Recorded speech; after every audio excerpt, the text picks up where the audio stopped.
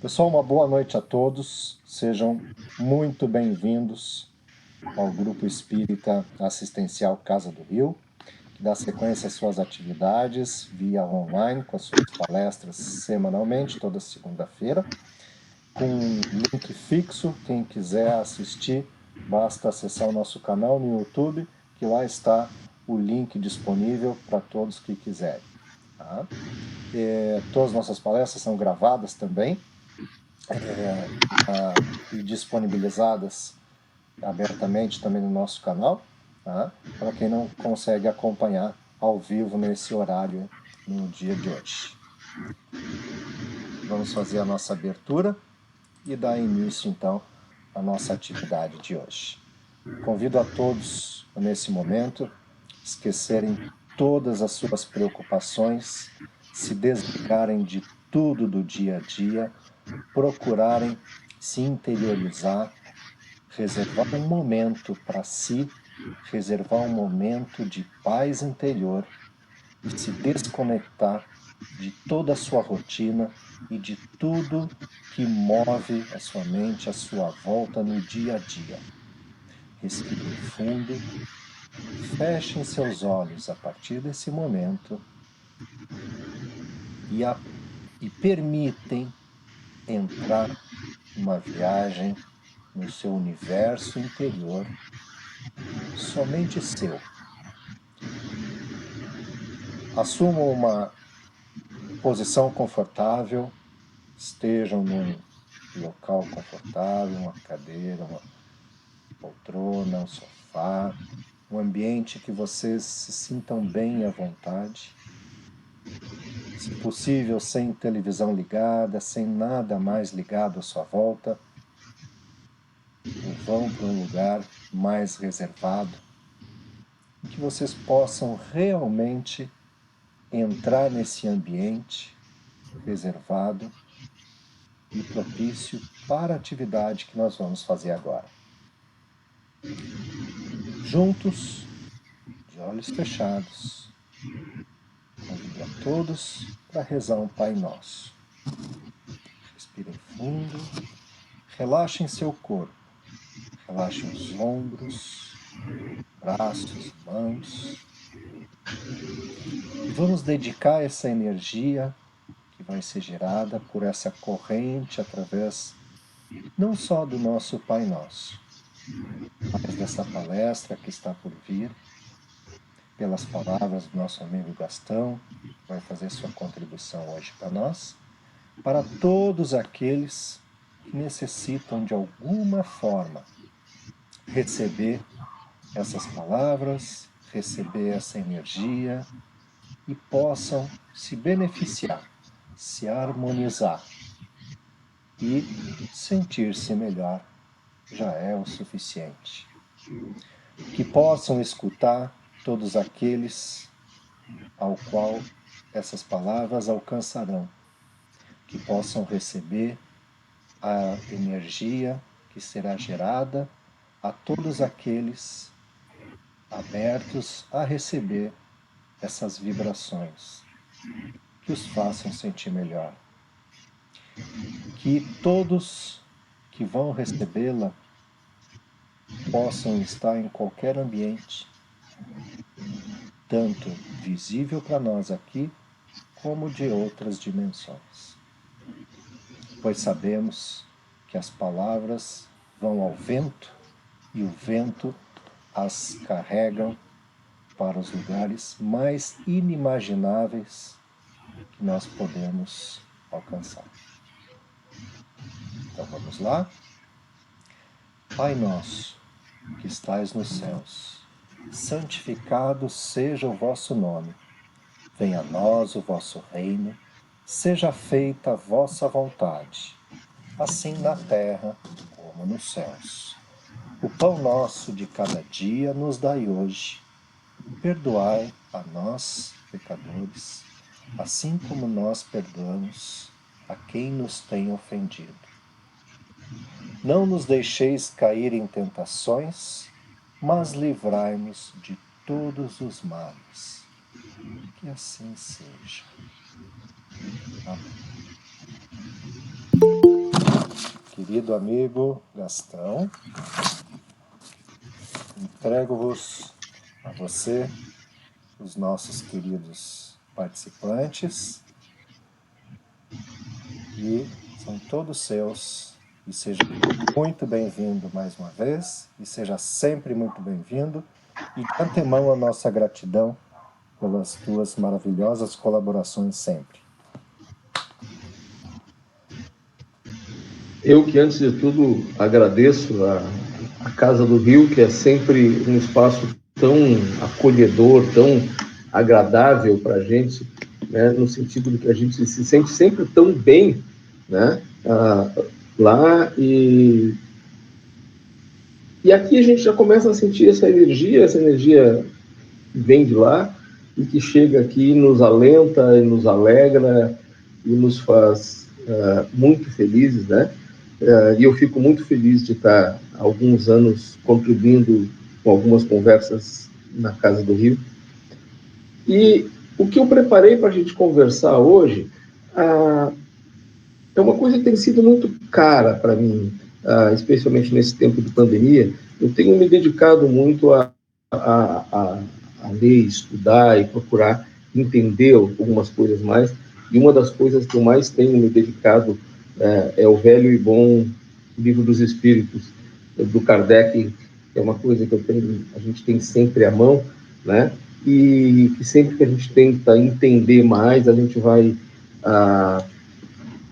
acho que a gente vai caminhando em sentidos mais interessantes, né? E por isso, o que eu quero conversar hoje é muito sobre a doutrina de Kardec, né? Sobre o que alguns chamam de kardecismo, ou de espiritismo de uma forma mais ampla, mais aberta, né?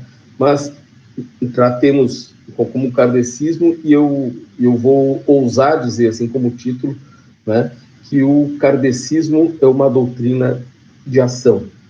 Eu diria até mais, é uma doutrina de ação e de movimento, né? E talvez a maneira mais que isso tenha se apresentado para mim de maneira mais óbvia, né, foi uma vez que eu encontrei um amigo que estava passando por certos problemas. Eu acho que ele queria se encontrar espiritualmente na vida, estava meio perdidaço, e ele me disse: Gastão, eu procurei no espiritismo, mas é um troço muito difícil.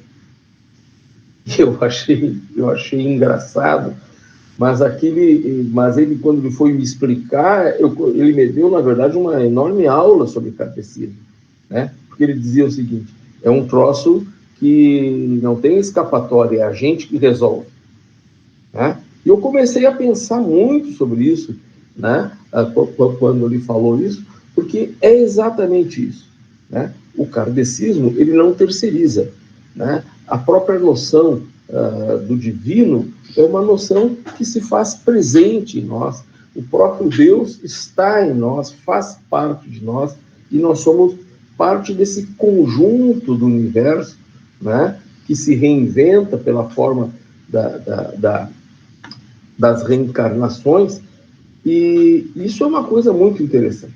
A primeira coisa que a gente precisa delimitar, né, e eu acho que essa é uma delimitação fundamental que se faça, é que o kardecismo, o espiritismo, não é uma religião, ele é uma doutrina, né? Não é uma religião porque ele não tem uma estrutura hierárquica, ele não tem vamos dizer assim, entre aspas, uma carreira interna, que vai ter o bispo, que vai ter o pastor, o padre, o papa, ou seja o que for, né? Nas casas espíritas todos são iguais, né? Pode ter algum tipo de hierarquia decorrente de questões administrativas, às vezes precisa ter um presidente, um diretor, etc. Mas isso é uma questão absolutamente administrativa. Do ponto de vista espiritual, não é colocada nenhum tipo de hierarquia. E isso está na raiz do kardecismo. Assim como está na raiz também a ideia de que o kardecismo ele é uma doutrina eminentemente pedagógica, né? Ela está muito ligada ao conhecimento. Uma casa espírita ela pode não ter cadeira, mas ela sempre vai ter uma biblioteca, né? Isso é uma coisa muito interessante, eu gosto muito de dizer isso, né? Porque sempre tem uma biblioteca, sempre tem um grupo de estudo, sempre tem gente querendo aprender. E isso tem a ver com a própria história, com a própria trajetória do Kardec, né? Porque Kardec, e eu vou adiantar um pouquinho uma coisa que eu ia dizer ali adiante, né? Kardec era um cara extremamente preocupado com essa noção de educação, né? Ele era um educador preocupado, né? Ele era um cara que lhe dava aulas na casa dele, né? Então, ele sempre pensava a educação como algo libertador e algo que tinha a ver com a palavra-chave do Espiritismo. Para mim, qual é a palavra-chave do Espiritismo? Evolução. Esse é o centro, este é o núcleo da ideia do Espiritismo. Não por acaso, esse livro que eu mostrei já para vocês aqui, o Livro dos Espíritos, ele foi publicado em 1859, né? Onde Kardec, né, o Hipólito Léon Denisard Rivali, né, que assumiu o codinome de Allan Kardec, Kardec, o que ele nesse 1859, ele lança a ideia baseada na evolução espiritual. Ou seja, que a reencarnação não é um fenômeno por si só, ela tem uma razão de ser. Ou seja, que é a partir do enriquecimento das experiências, da vivência, etc., etc., a gente vai evoluindo espiritualmente. Interessante, né? Eu já falei isso em várias palestras, porque esse interessante não é um acaso, né? Que no mesmo ano de 1859, o Charles Darwin lança um outro livro que é baseado na ideia da evolução, que é o livro A Origem das Espécies. Ou seja, a evolução nesses meados do século de 1859, né, era exatamente uma ideia presente no momento.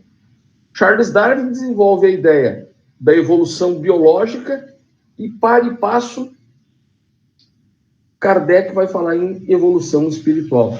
Gente, isso certamente não é por acaso. Isso acontece porque isso tem um sentido, isso tem uma lógica. E essa evolução espiritual também tem a ver com a evolução biológica. Porque lá, quando nós éramos primatas, ou alguma coisa, talvez até antes dos primatas, nós éramos espíritos rudes, espíritos grotescos, no sentido de não desenvolvidos.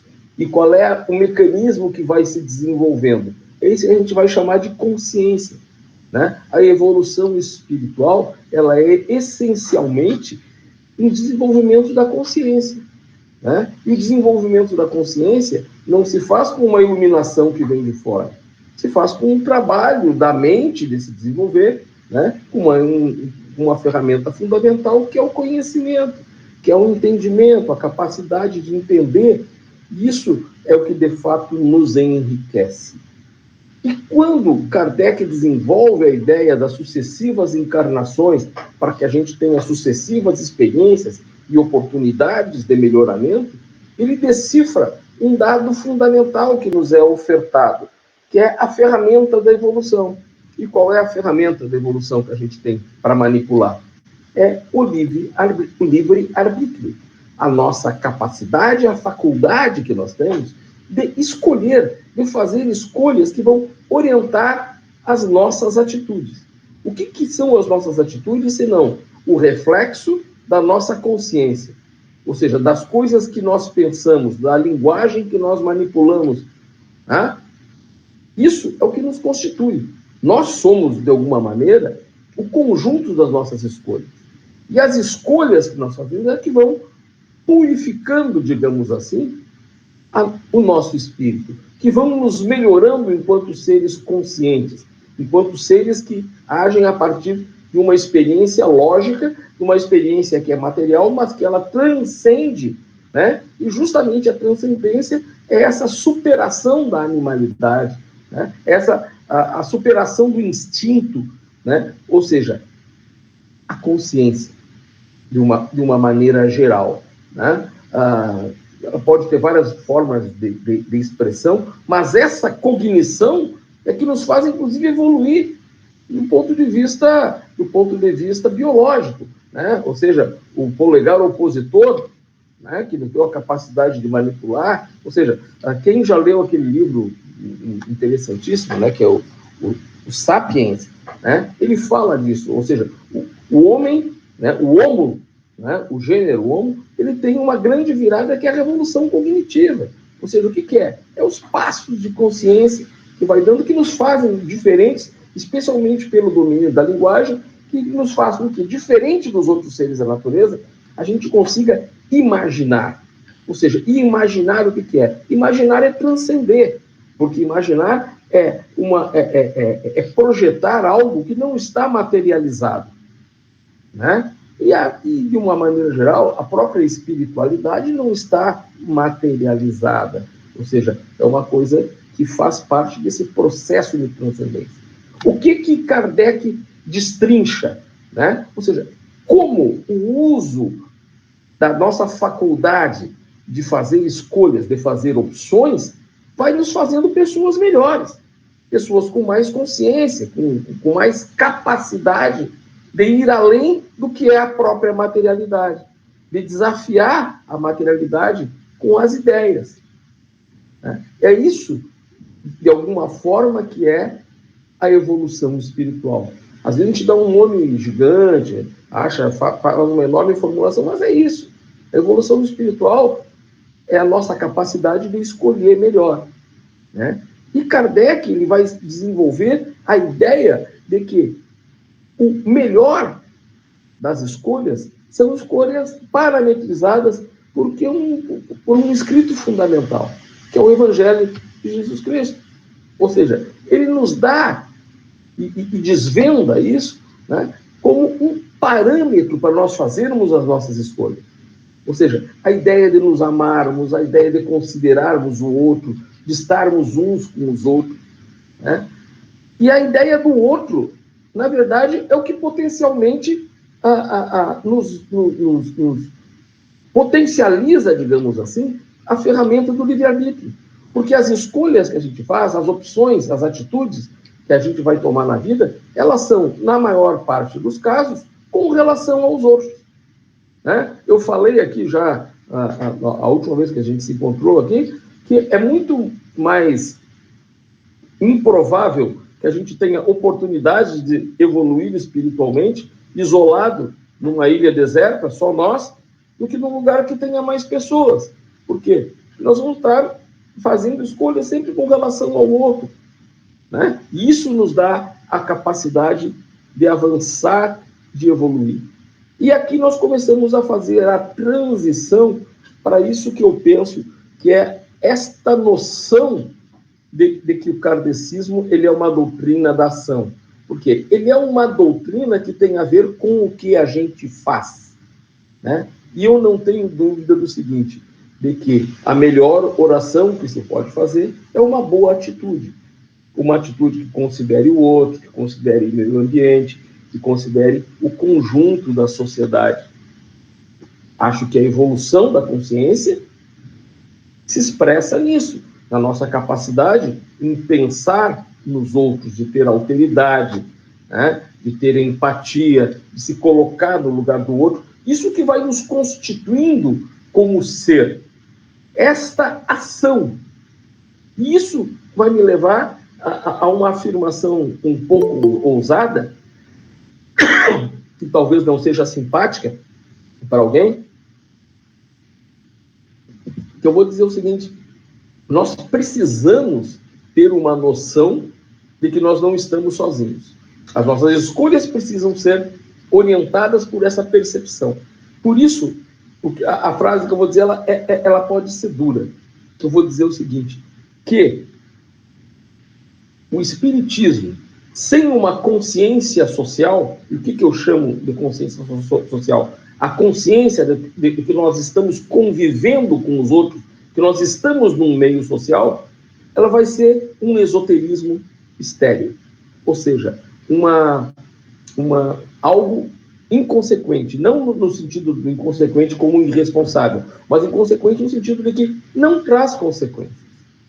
Por quê? Porque nós nos projetamos as nossas escolhas a partir do outro. Então, se eu não entendo o mundo que eu estou, se eu não me emociono, não me mobilizo querendo o bem para quem está no meu entorno, alguma coisa está errada do ponto de vista das minhas opções, né? E aí a gente vai ver essa ideia de que o espiritismo ele é uma coisa eminentemente pedagógica, né? Justamente se a gente pegar a própria história do Kardec, né? O que era, né, o seu Hippolyte Léon Denisard? Entende? Ele era um cara que tinha uma vida intensa nas atividades sociais, sociais não no sentido festivo, mas no sentido de relacionamento com a sociedade em que ele vivia. Em primeiro lugar, né, ele muito jovem, já aos 24 anos, ele escreve um ensaio brilhante que se chama Propostas para a Melhoria da Instrução Pública. Isso é um troço extraordinário. Ele era um cara que era preocupado com a democratização da educação, quando tinha 24 anos de idade, né? E durante muitas décadas, ele transformou isso em ação. Kardec era um cara que usava lá, o que a gente diria hoje a garagem da casa, mas ele tinha um campo lá na casa dele, em que ele dava aulas gratuitas de química, matemática, astronomia, física, gramática. Ele era um cara que tinha um conhecimento extremamente amplo, né? Ou seja, numa tentativa de democratizar o seu conhecimento, né? Há alguns anos houve uma outra revelação que é muito interessante, né? Um pesquisador francês, o François Godin, que escreveu a primeira vez sobre isso, revelou isso pela primeira vez, né? De que o Kardec tinha um cara que era muito amigo dele, né? Que era chamado Maurice Lachatre, e que era o Lachatre era um socialista de tendências anarquistas, que era uma coisa que estava muito em discussão na Europa daquela época, né? E ele publicava fascículos populares e coisas desse tipo. E os dois, né, Kardec e Lachette, investiram num projeto que não deu certo, mas que era de formar um banco popular. Isso que gente fala hoje em dia, achando que é uma baita novidade, um banco popular que ofereça microcrédito para pequenas iniciativas, né, de socialização do capital. Kardec já pensava nisso na sua juventude, né? Ou seja, isso quer dizer que coloca as coisas muito em andamento e nos faz entender que nós estamos vivendo aqui para transformar as coisas que estão aqui. Ou seja, eu vou citar livremente aqui um texto da Dora Incontri e do Alessandro César Bighetto. Não sei se vocês já ouviram falar neles, são caras muito presentes em todos os circuitos da discussão do espiritismo, né, e que levam essa discussão para dentro da academia. Dora Incontri é uma pós-doutora super mega blaster, uma figura genial, eu adoro os textos dela, e ela diz nesse texto aqui, né, algo muito interessante, né? Ela diz o seguinte: ao contrário da interpretação popular do espiritismo brasileiro, nas obras de Kardec, consideradas pelos seguidores como fundamentais, ela se refere às 5 principais obras de Kardec, né? Não há aceitação de um fatalismo social determinado pela ideia de reencarnação. O que a Dora percebe aqui? Ou seja, não é porque nós nascemos pobres que nós estamos designados a viver pobres. Não é porque nós nascemos ricos que nós estamos designados a viver ricos, né? E a situação que nós vivemos aqui está dada pela modalidade, vamos dizer assim, de encarnação que nós vivemos, né? Pela forma que nós encarnamos, que isso é um desígnio, uma coisa a cumprir. Não. O kardecismo ele se opõe a essa ideia, né, sobretudo no livro Os espíritos vão aparecer críticas à estrutura social injusta, né? E há indicações precisas de que é necessário transformar a sociedade no sentido da transformação do homem. E daí vai aparecer um aspecto filosófico que foi recuperado pelo Herculano Pires, que é um outro estudioso do espiritismo, com muitas obras. O Herculano Pires diz o seguinte: transformar o mundo pela transformação do homem e transformar o homem pela transformação do mundo. Eis a dialética do reino que o cristão deve seguir. Vejam que coisa interessantíssima. Transformar o mundo pela transformação do homem e transformar o homem pela transformação do mundo. Ou seja, nós não viemos aqui a passeio. Nós temos um compromisso com o que nos está no nosso entorno. Nós temos um compromisso com o que está rolando à nossa volta, né? Então, nós precisamos recuperar esses laços do kardecismo, né? Ele vai nos colocar nessa perspectiva, né, de relacionamento com o outro, né? Existem vários pontos do Livro dos Espíritos, deixa eu ver se eu tenho aqui nas minhas anotações aqui, né? Tem várias questões que vão tratar especificamente, né, da questão das desigualdades sociais. Kardec vai dizer o seguinte: a gente muda, a gente se transforma e muda as pessoas. Ou seja, essa dialética, eu adoro a expressão dizer, uma dialética furiosa, ou seja, que ela vem rasgando, ou seja, transformar o mundo transformando o homem, transformar o homem transformando o mundo. Isso rompe uma coisa que eu acho, me desculpem usar uma expressão forte, uma coisa muito hipócrita, que a gente achar o seguinte, que eu fazendo a minha reforma íntima, eu estou resolvendo a parada da minha evolução. Não, isso é só um passo. Eu preciso fazer minha reforma íntima. Agora, tem que estar no cardápio da minha reforma íntima o entendimento de que eu preciso estender a mão para o outro, de que eu preciso considerar a existência de outro, né, numa sociedade que é injusta, né, e que Kardec tem lá eu acho que é 854, a questão em que ele se debruça especificamente nisso, né? Lá no capítulo das leis naturais, né, ele vai tratar algumas coisas a respeito dessa circunstância. Ou seja, nós não estamos sozinhos no mundo. A nossa evolução, ela está orientada, estruturada pelas nossas opções.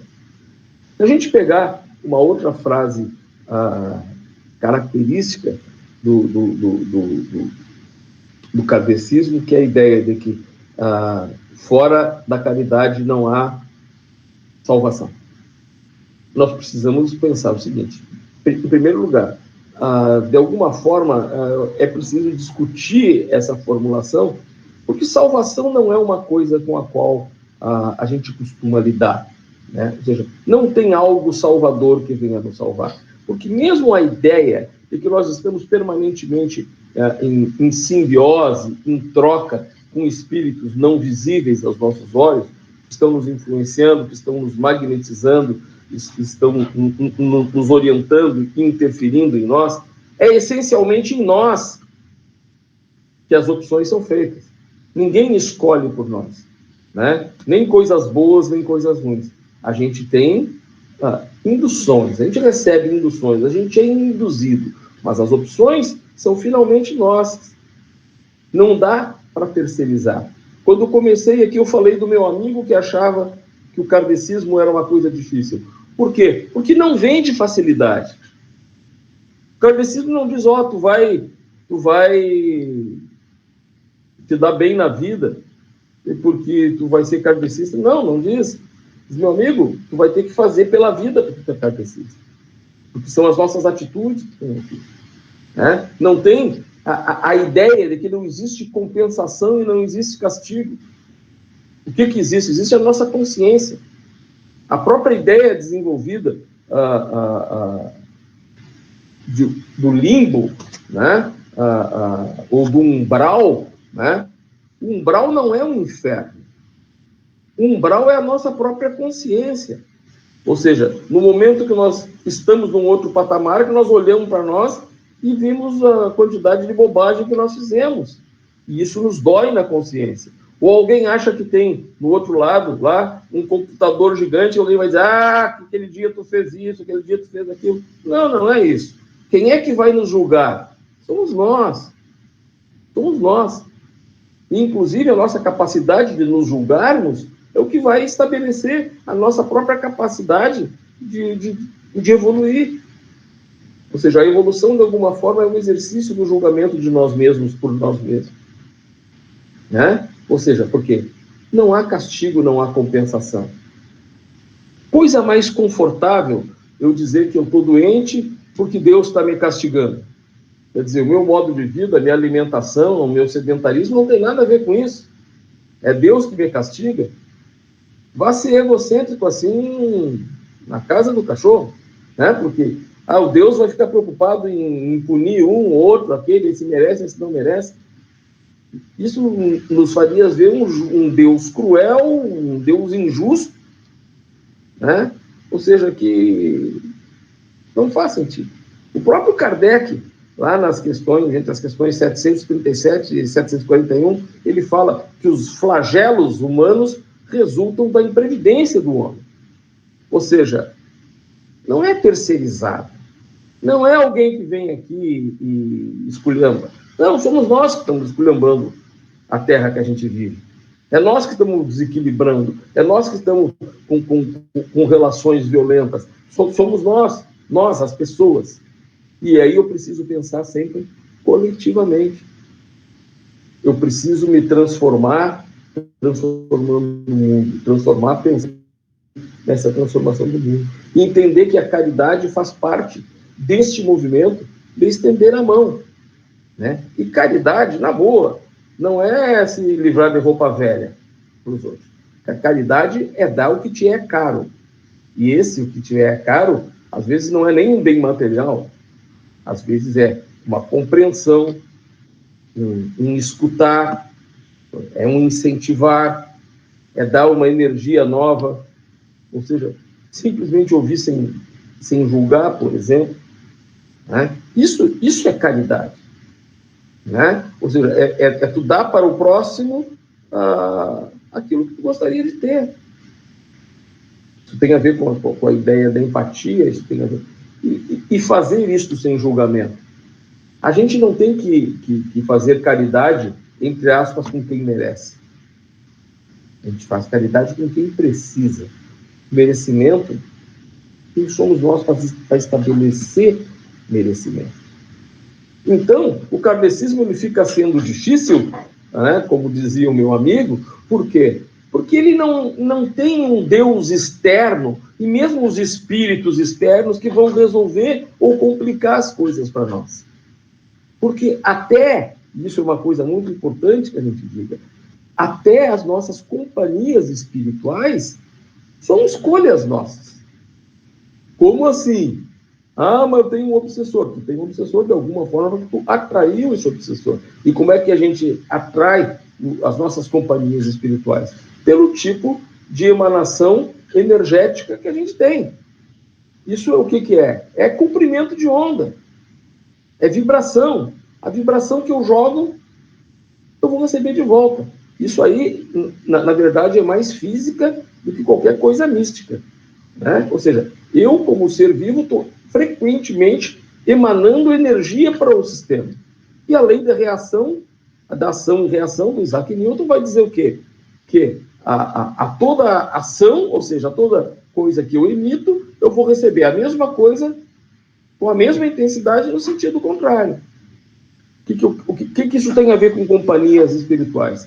Se eu sou um cara ranzinza de pensamentos negativos, né, pensamentos pesados de rancores, de raiva, eu vou angariar a companhia de espíritos rancorosos, pesados, que têm ressentimentos, que têm coisas mal resolvidas, etc, etc. Se eu tenho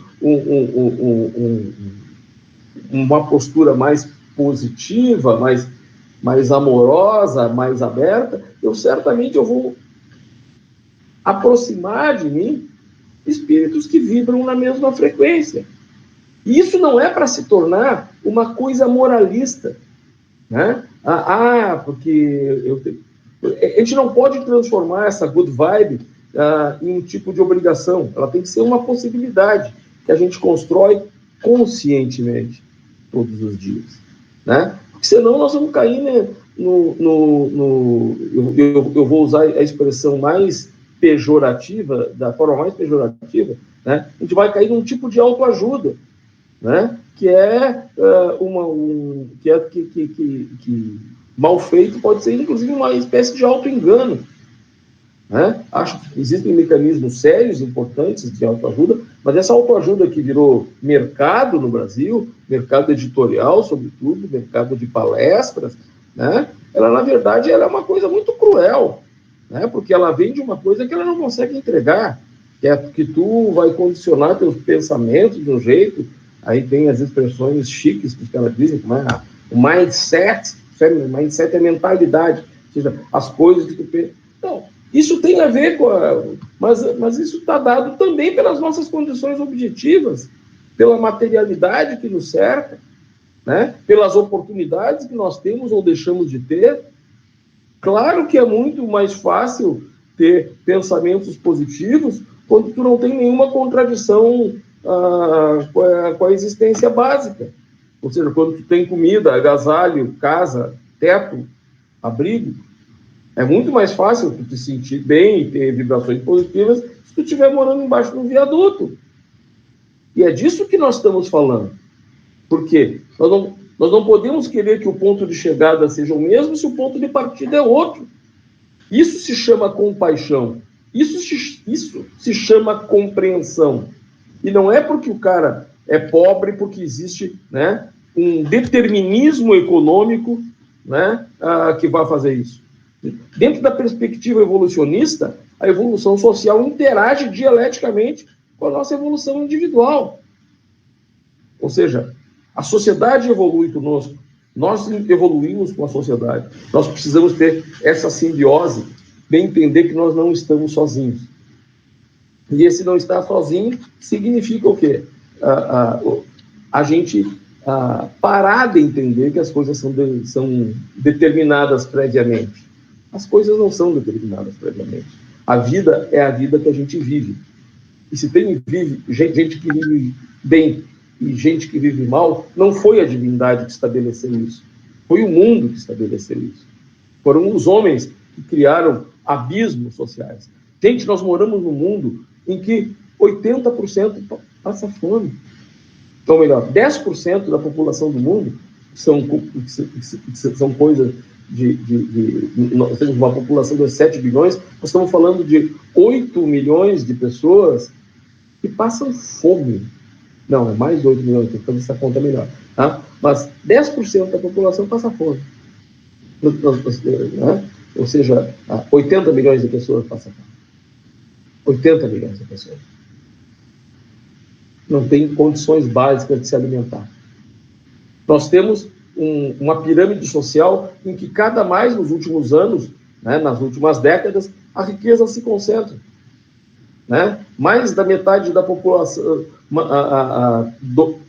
coisa de 1 ou 2% da população detém toda a riqueza que é sonegada aos demais. Claro que tem uma coisa errada nisso. E como é que eu vou evoluir espiritualmente se eu não entendo isso, se eu não me comovo com isso, se eu não me comovo com essa desigualdade, ou mais, se eu não mexo uma palha para que isso seja diferente? Isso é uma atribuição nossa, de quem tem o quê? Quem desenvolve a consciência, quem evolui espiritualmente. Percebam o seguinte, vejam as mensagens que têm emanado do Vaticano a partir do Papa Francisco. Ele fala na questão da desigualdade do mundo permanentemente, porque essa é uma pauta central. E nós temos que nos ocupar disso também. Porque senão, como eu disse lá, eu acho que isso pode ter gente que não gosta disso. senão, sem essa consciência social, sem essa consciência de que nós estamos interagindo com um mundo que é muito real e muito concreto, sem isso, a nossa espiritualização vai virar um misticismo estéril, um esoterismo que só diz respeito a nós e ao nosso umbigo. E nós vamos ter uma sensação artificial de evolução, porque ela não corresponde à nossa ação. Evoluir é andar para frente. Eu gosto de dar um exemplo bem caricato. Quem é que evolui espiritualmente mais? Né? Uma freira, a carmelita, que passa metade da vida trancada dentro de um convento, rezando, ou um sujeito que foi para a rua, fez um monte de coisa, fez mal para os outros, pode ter matado gente, mas se arrependeu e tenta reconstruir a vida de outra maneira. Quem é que evoluiu mais? Quem é que deu passos à frente? Claro, foi o cara da vida mundana, esse aqui. Esse cara evoluiu mais.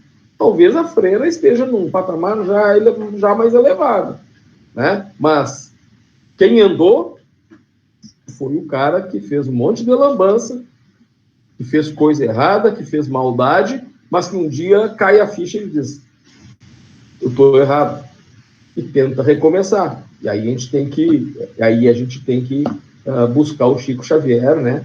Quando diz que não dá para mudar o que aconteceu, mas dá para mudar o que vai acontecer, né? Ou seja, um novo começo sempre é possível, né? Ou seja, mas o que a gente precisa entender é que nós estamos ligados à sociedade que a gente vive. E se eu não desenvolvo essa percepção, ou seja, se eu não entendo que a minha evolução tem a ver com as escolhas que eu faço com relação aos outros, eu vou estar muito mal, né? Eu vou estar muito mal, eu vou estar perdido de alguma maneira, né? E aí eu busco o que a gente falou no nosso último encontro. Nós temos que agir de acordo com o que desejamos para nós mesmos. O nome disso é empatia, né? Se eu não consigo me emocionar, se eu não consigo perceber o sofrimento do outro e me movimentar para fazer alguma coisa para que ele acabe, não posso esperar evolução. Eu não posso achar que eu estou evoluindo, né? Eu não posso achar que eu estou evoluindo, né? Ou seja, por quê? Porque eu vou achar que tudo é cristalizado, né? O espiritismo, uma das coisas que ele mais rechaça é essa condenação eterna aos maus. Pelo contrário, isso faz, né, o cristianismo tradicional, convencional, ele tem essa ideia do céu, do inferno, entende? Do mal que vai arder no inferno, ou seja, que vai pagar eternamente. Isso para mim não faz menor sentido. Isso para mim não faz sentido nenhum com a noção de cristianismo, né? O que eu acho que é o rico, que é interessante, que o Kardec recupera? Essa ideia de que a gente pode mudar sempre, de que a gente é, com perdão do Raul, uma metamorfose ambulante. E nisso que está a nossa riqueza, que é a nossa possibilidade diária de errar e de acertar. E aí não tem novo, não tem velho, não tem meia-idade. Todos nós podemos errar e acertar o tempo todo, né? E claro, a gente não acerta sempre. Todo mundo um dia tem raiva, todo mundo um dia faz uma mancada, todo mundo faz um tipo de maldade, né? O que me define não é a maldade que eu fiz, mas a minha capacidade de refletir sobre ela e pensar que eu fiz errado e não fazer outra vez. Aí o que foi? Aí passei a ser um cara um pouco melhor. Eu não vou mais cometer aquele erro, não vou mais cometer aquela maldade, né? Essa é que é a lógica. Ou seja, ninguém fica bom, vira um espírito evoluído porque bate a cabeça na porta ou recebe uma luz que veio não sei de onde, ou tem um monte de espírito amigo que empurra ele. Não, não, não. A escolha é nossa. Essa escolha se chama livre-arbítrio. Esse é o motor do kardecismo. Esse é o motor da doutrina espírita. Ou seja, a ferramenta que nos dá capacidade de evoluir, que nos faz andar no sentido que leva ao melhor do universo, que é a fonte geradora de toda a luz, a fonte geradora de todo o bem, o lar dos espíritos evoluídos. Qual é? É isso que nos chamam de Deus, outros chamam de a divindade que for, que aliás tem tantos nomes pelo mundo, né? Shiva, Já, Aumé, lá, tudo. Né? Gilberto Gil foi maravilhoso quando falou, né, que as denominações são sons diferentes para sonhos iguais. Né? Por isso eu acho legal o kardecismo, né, não se colocar como uma religião, mas como uma doutrina. Né? O pessoal acha estranho que às vezes me perguntam qual é a tua religião. Eu digo, eu não tenho religião. E acho super legal tu não ter religião. A religião é uma denominação, é uma articulação orgânica. É uma articulação orgânica que uns se sentem bem participando ou não. O problema de cada um. O problema de cada um, não tem nenhum problema com isso. Para mim, eu não quero ser patrulhado por uma estrutura. Quero ser patrulhado pela minha consciência, pelo meu conhecimento, pelo meu entendimento. Né? Nenhum problema com quem frequenta qualquer denominação religiosa. Antes, temos que respeitar que todos tenham o direito de se relacionar com as suas divindades, né? Com as coisas que a fazem melhor. Né? E aí eu cito o Dalai Lama, né, que respondeu uma vez para um padre católico, né, que ele perguntou qual era a melhor religião. E ele perguntou, e ele respondeu, é a que mais se aproxima de Deus. E ele perguntou, tá, mas qual é a que mais se aproxima de Deus? Ele disse, é a que te faz feliz. Esta é a questão. Essa é a questão. E não temos que julgar qual é a boa, qual é a ruim. Isso é uma resposta que cada um vai saber dar. Né? O que eu quero saber é se a tua religião ela te impulsiona a ser um elemento que transforma o mundo, que transforma a vida do outro para melhor, que se solidariza, que é fraterna, que abraça, que defende a empatia e que é o melhor para o maior número de pessoas possível. É isso que eu quero saber. Essa é a religião boa. Né? E não precisa ser religião. Pode ser uma doutrina, como é o kardecismo. Né? Por isso, o kardecismo, como dizia o meu amigo, ele é difícil. Né? Porque ele não terceiriza. A responsabilidade é nossa. É nós que pegamos e fazemos. E essa noção de que a gente transforma o mundo transformando o homem e transforma o homem transformando o mundo, ela tem muito a ver. Ela tem muito a ver. Porque se a gente pensar que se todos tivessem a mesma condição material de dedicar tempo a pensar na sua vida, na sua consciência, etc., etc., a gente vai ver que não existe no homem uma bondade ou uma maldade imanente. O homem, como dizia já o pensador espanhol Ortega y Gasset, o homem, ele é o homem e as suas circunstâncias. Ou seja, e as nossas próprias, o nosso próprio livre-arbítrio, ele é constrangido pelas circunstâncias que nós temos.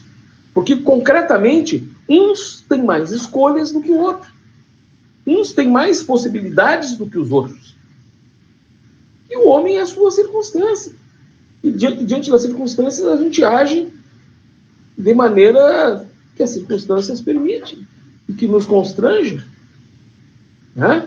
Ou seja, isso é uma percepção generosa do mundo e da existência, do entendimento de que nós estamos aqui para evoluir, de sair um pouquinho melhor do que nós saímos.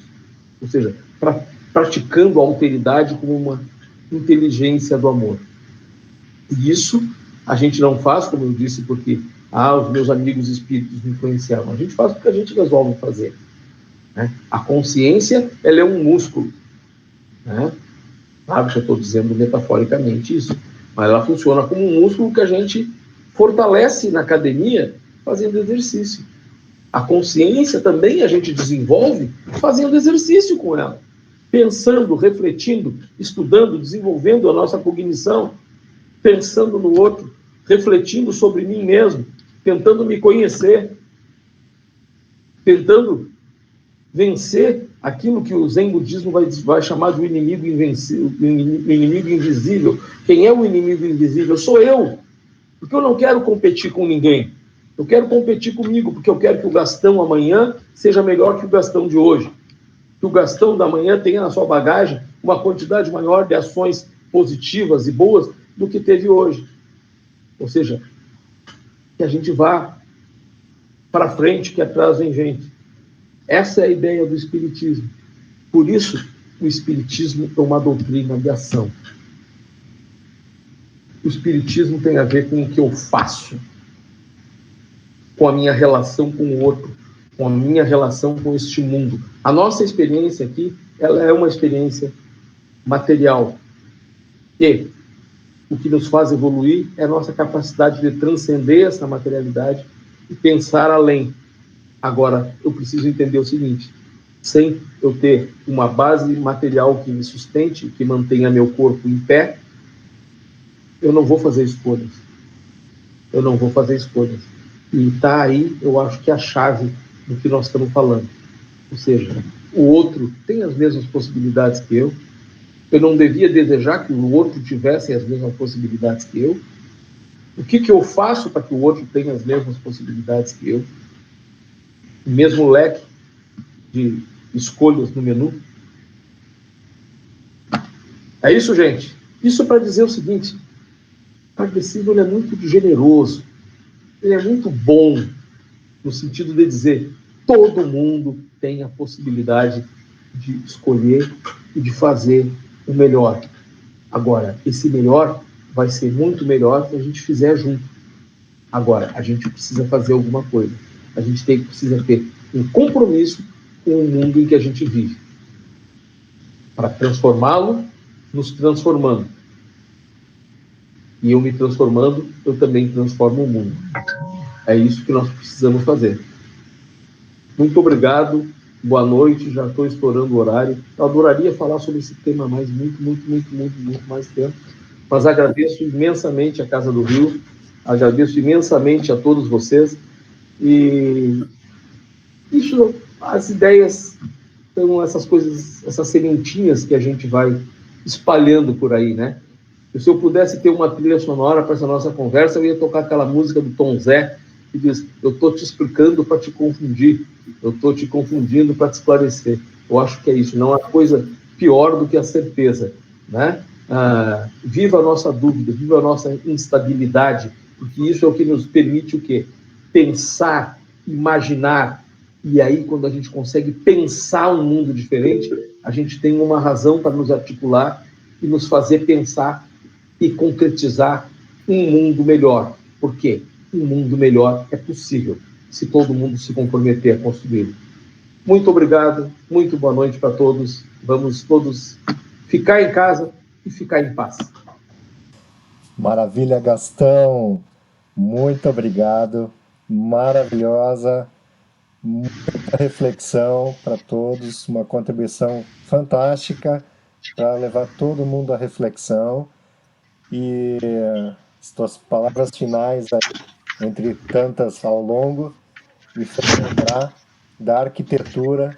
Acho que até comentei um outro dia sobre isso, da arquitetura de uma aranha quando faz a sua teia. Ela faz teias fantásticas, enormes, algumas com túneis e uma série de complexidade arquitetônica que eu já conheci por aí. E o interessante é a gente lembrar que quando a gente vê essas coisas enormes e perfeitas, assim, com uma maestria de detalhes, né?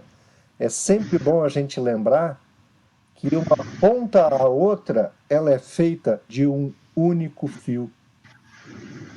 Um único fio tece uma teia gigante e nós somos como uma grande teia. A teia da vida, a teia do ser humano, onde somos também parte de um único fio. Isso mesmo. Muito obrigado. Muito obrigado, meu amigo. Uma boa noite. Boa noite para todos. Então, obrigado a todos pela participação e seguimos juntos aí.